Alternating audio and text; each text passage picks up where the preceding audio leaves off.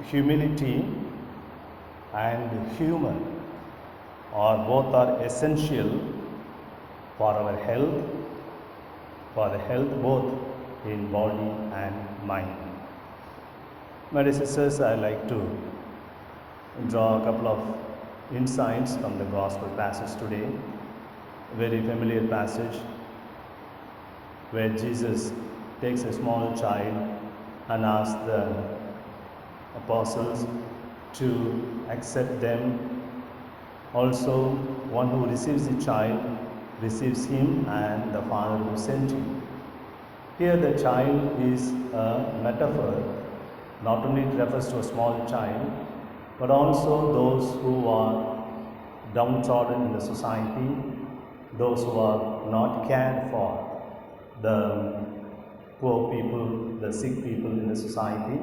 So the child becomes a figurative speech here, a metaphor here.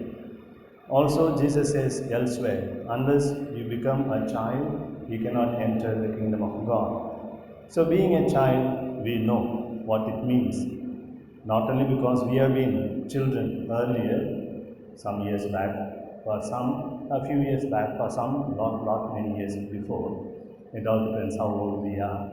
Also we are seeing children in our family, in the school and elsewhere. And there are many good qualities we know.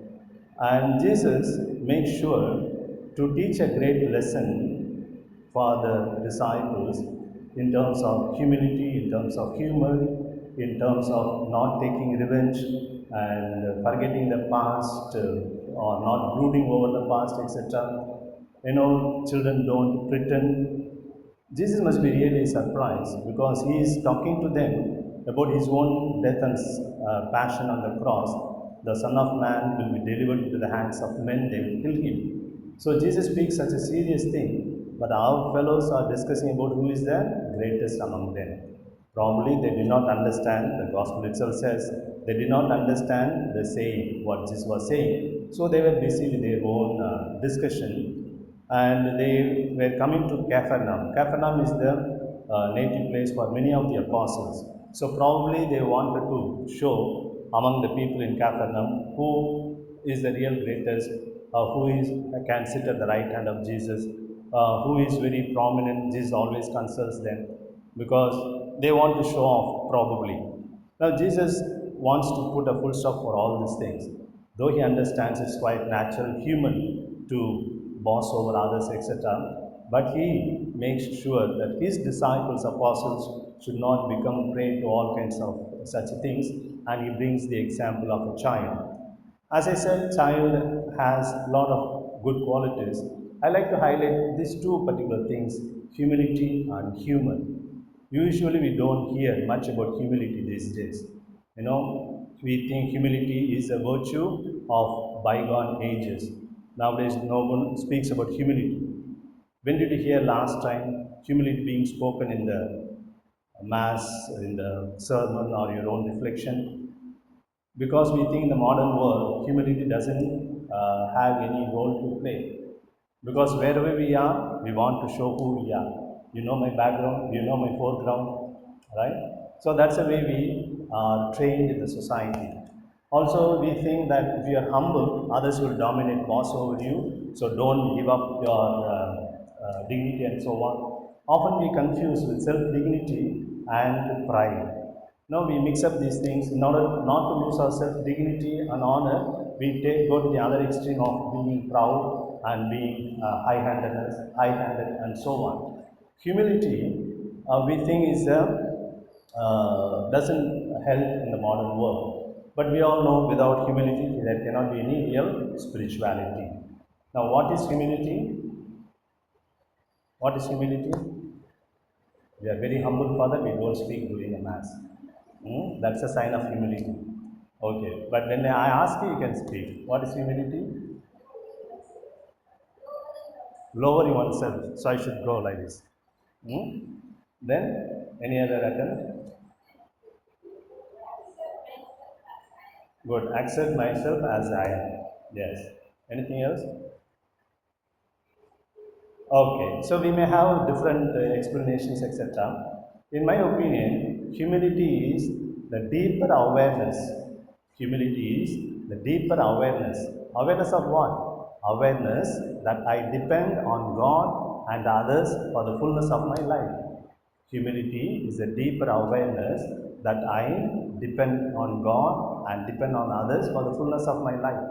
If God and others were not there, I am not there. This awareness is humility.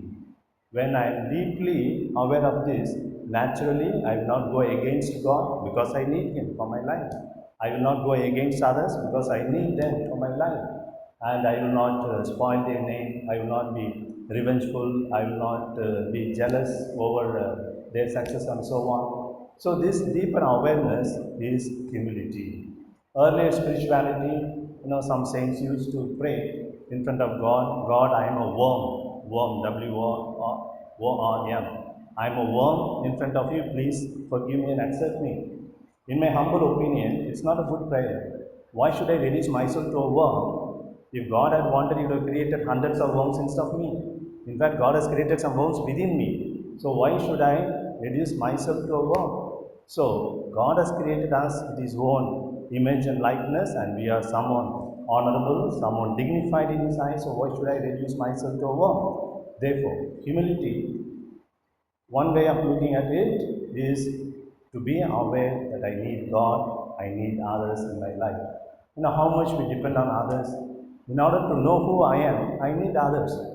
Like in order to look at me, I need a mirror. Similarly, in order to realize who I am, I need others, because it is others who make me what I am today at every stage of life.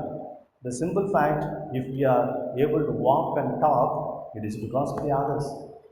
If others were not there, the family, the parents were not there with us after we were born, we would not learn to walk or talk, because it is others who teach us. Sometimes back there was a social analysis with a small child.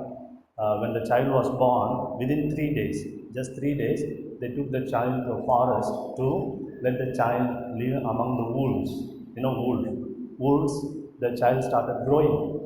And after 13 years, the researcher to see what's happening to the child. To their amazement, the child is afraid to look at human beings, whereas the child is so much very familiar and comfortable with the other wolves.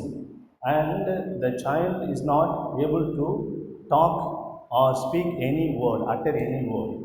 The child is howling and yelling and making noise like the wolves, 13-year-old girl, right? And above all, the child is not able to stand on 2 legs and walk. It was crawling on 4 legs. Why?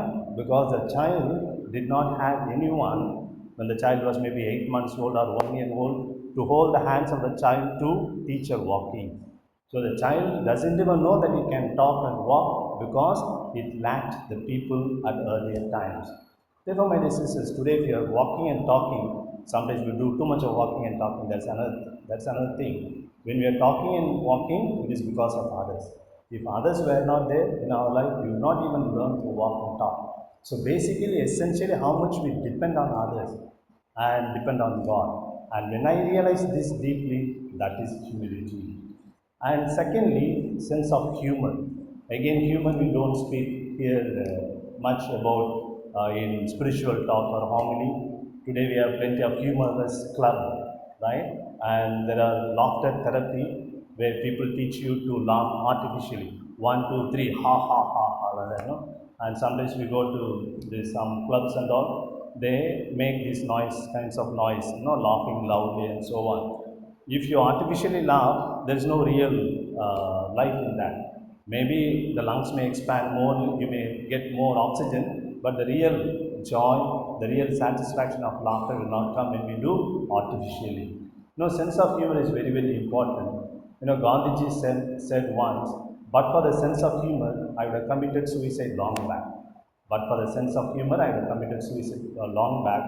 This sense of humor these days they realize is very essential because modern life is full of anxieties and lots of problems and so on. Another scholar says humor is the nature's way of bribing our brain.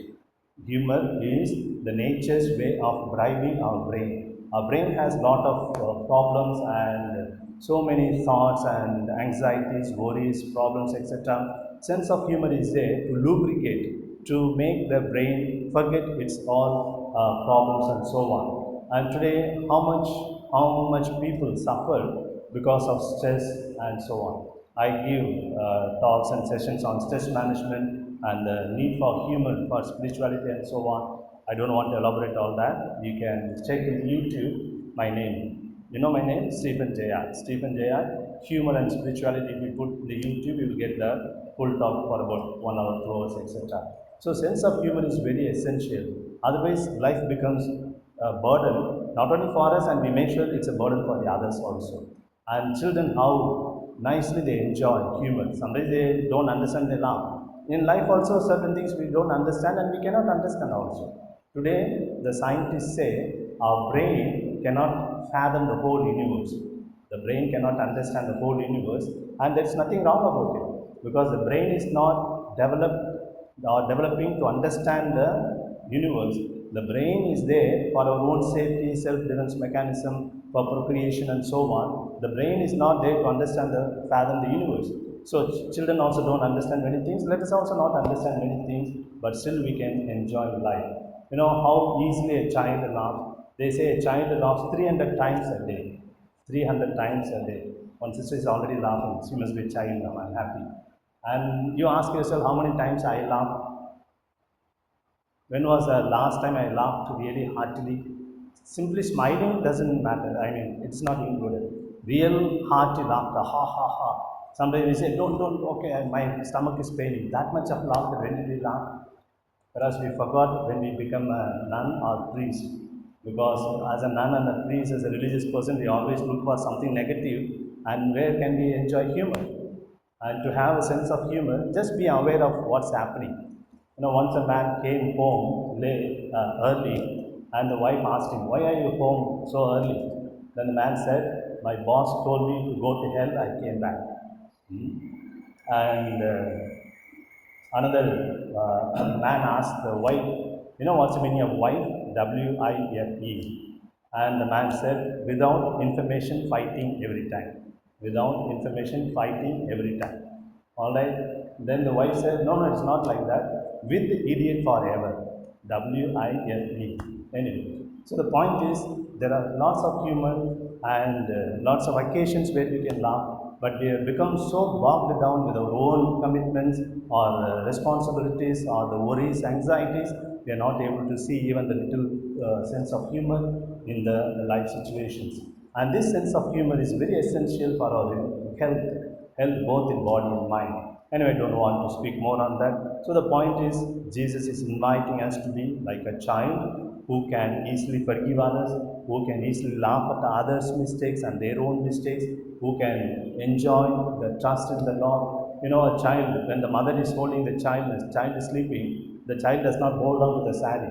In case my mother drops me, what will I do? Let me hold and sleep. No, the child lets herself or himself in the hands of the mother. That's a great trust. So let us be childlike before the eyes of God to enjoy life and also to be always aware of God's presence. And when we are aware of God's presence, naturally we will manifest the same presence to the others in our words, actions, and attitudes. Let's give a thought to you today.